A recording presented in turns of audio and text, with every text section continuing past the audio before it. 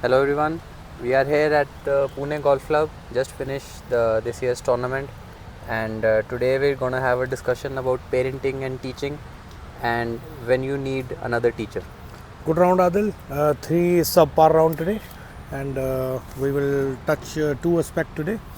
One is you have a coach, and in the kindergarten school, everybody knows there is one teacher, and he spend entire time teaching all the subjects to the one student. When you go to the high school, you have a five teacher teaching the five subjects. So when you go to the university, again you have a supervisor, and they guide you, and they refer you to the different field experts. When you go to the universities and for super specialization, you have a super specialized teacher to you. Same way we have in the golf. When you are a kindergarten, you have a one teacher teaching you all the aspects, and when you go to the next level, you have to have a super specialized teacher who can guide you, who can mentor you, who can evaluate you, who can keep an eye on you. So relationship between the teacher and the player is a very, very important aspect. Most of the people, when they go to the second coach, they hide from the first coach. They don't keep him in the loop. So the wise player, those who they go to the highest level, we have seen a common factor that they keep their first coach into the loop. And the wise young coaches, those who are in the initial stages of their life, they understand that superior coach and the elder coach, or the better coach, established coach, whatever he teach you, his student, he also must learn from it. So that kind of example we will discuss. What do you say on the preliminary on this? So you have different coaches at different stages of your life, and one big learning which we can make from our own experiences: when we moved to Mr. Bob in America, we stopped going to our Indian coach in Jesse sir. That's in hindsight, that wasn't the right decision. When you're with a coach, he teaches you certain stuff and takes you from, let's say, 0 to 10. Then when you want to go from 10 to 20, you don't forget the stuff you did from 0 to 10, because then your entire pyramid will tumble down. So now we're at a stage where everything about golf is so super specialized that you need an expert in that field. Like, we have an expert in fitness, we have an expert in running, in chipping, in hitting. So when you're looking for a better coach outside your current team, don't forget the role they have played in that journey. So when you do a lot of work with your primary coach, they teach you 10% swing, 20% swing, 80% swing, and 100%. Then with no hinge, then one hinge, and then two hinge, and then three hinges. Some people, you go back and hold your club so that your lower body start firing. So tuck in your right arm so that your mechanics get straight into the things. And when you go to the putting section, you just keep the grip and the length of the putter in check. So these are the things which your primary coach, they have seen you working, and it's working for you. When you switch over to the next coach, when you are higher level, he may not be aware of your local conditions, local habits. So keeping the primary coach into the loop, he can always tell you, and you can make a cross check that how much it will be helpful for you. And the second is, the best part is, when somebody is there with you, your local coach, your primary coach can always make a video then when your superior coach teaching you, so that you can have a reference back. When you go back to the primary coach and you're practicing for 1,000 hours in front of him, he can make your habits where he left the work, he can continue from that work. So the same line, it has to be in the same line. So that's the best part of your primary coaching and the secondary coaching. So another important thing here is to keep your record of your coaching, whether it be in video form. We used to write, even when I was 10 years old, our lessons in the notebook of Jesse sir, and to periodically keep visiting them. Like, we've made that 15-minute summary of chipping, putting and hitting with Jesse sir, and we make sure that we watch it every week. The lessons we have with Bob Byman, we make sure we watch it every week, every other week, so that those fundamentals keep coming back to us, so that when you go again, you are not alien to the to what they have been teaching you. So there's that chain of thought which keeps on building every day, every week, every month. That leads to a solid when your fundamentals are fully ingrained in your system. If you don't repeat those things in practice, you will not fully understand those things. When you are being taught by the two coaches, there's a high chances that you caught into a no man's land when your brain says so and your childhood training says something else. So there is always help. This theory is always helpful. That your primary coach have the more faith and more advanced technique coming from the other coach. So there will be a period when your game drops down.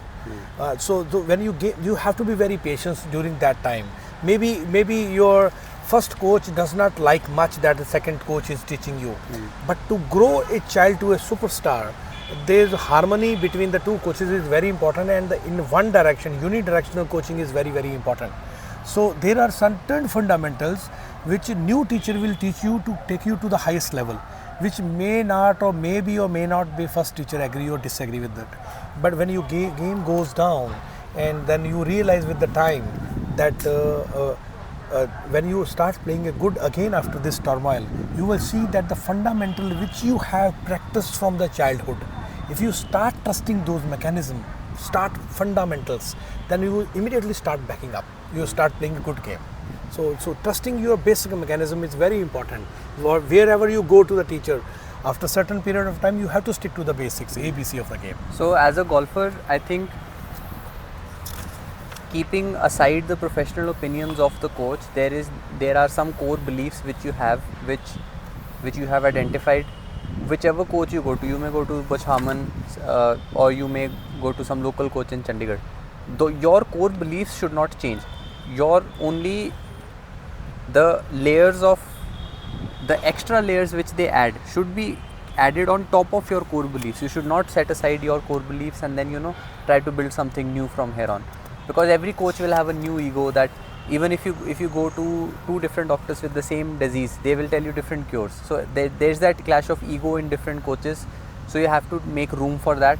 But other than that, you have to keep your beliefs intact, and then whatever they add has to come on top of that. So next important segment is what is the role of your father during this process of building the pyramid? Slowly we have almost spent 15 years and then practiced more than 15,000 hours. Like in Jack Nicklaus case, he always tells in the media that my dad taught me to be a disciplined soldier. Then Davis Love talks, then he says my father told me that one has to be the honest while submitting the card. And Tiger Wood, he normally tells in the media that my father told me to be composed, humble, and at the same time not to be angry and not to throw the clubs.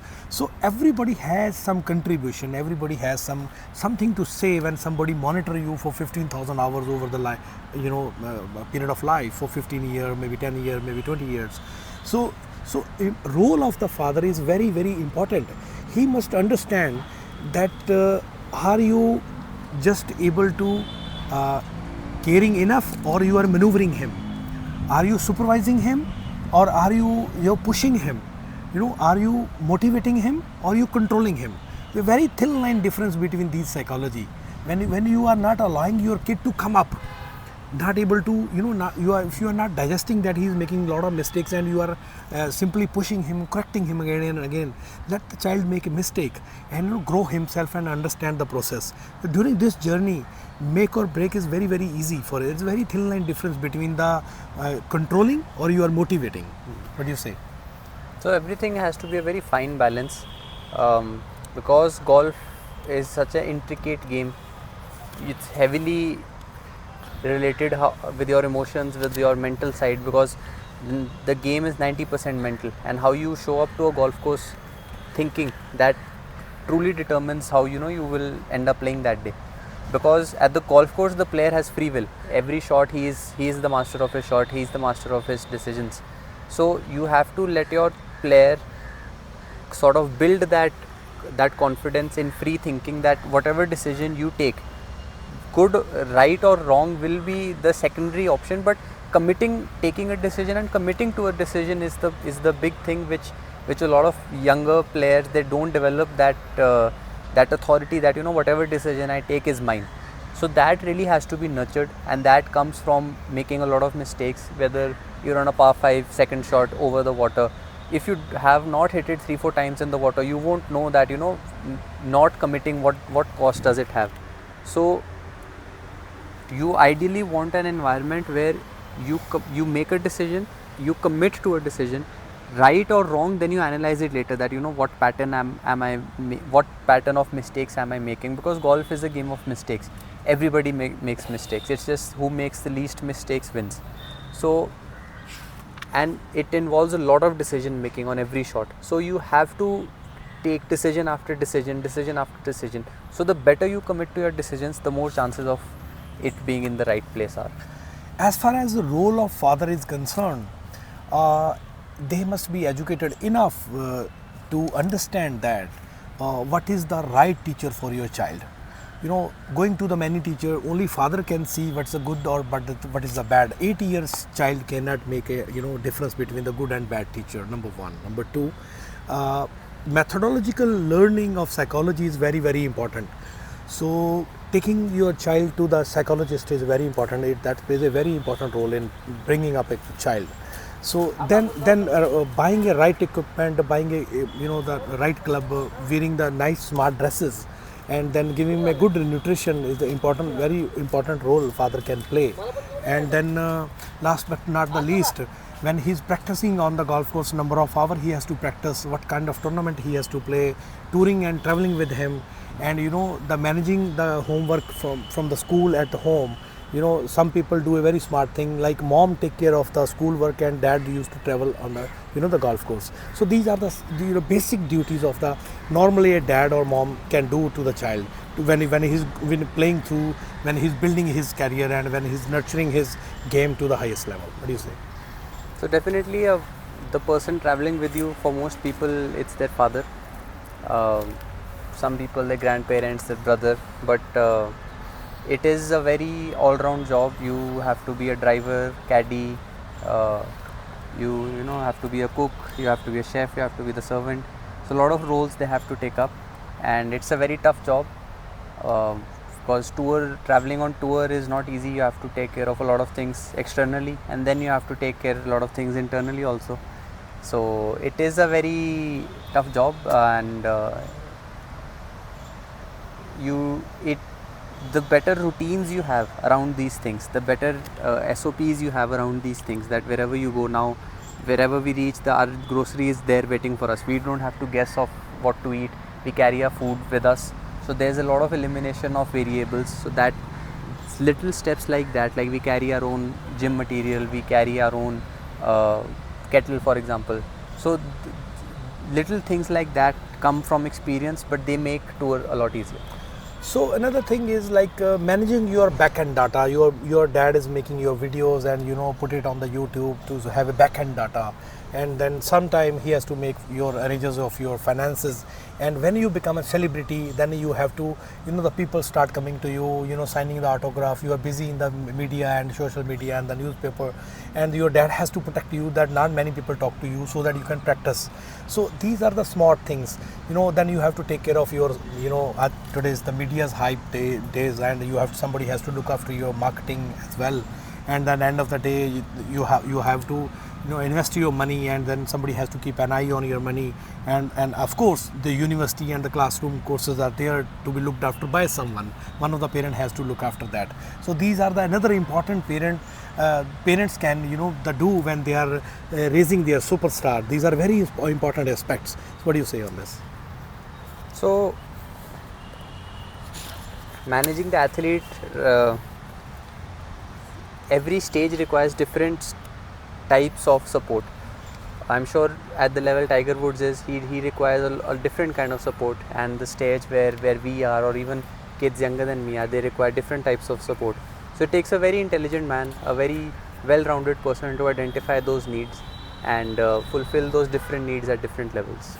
You cannot buy a game but it's not free training. Somebody has to, contribute to buy this kind of training. Managing athlete for 15 years, that has to contribute financially before you actually start making money.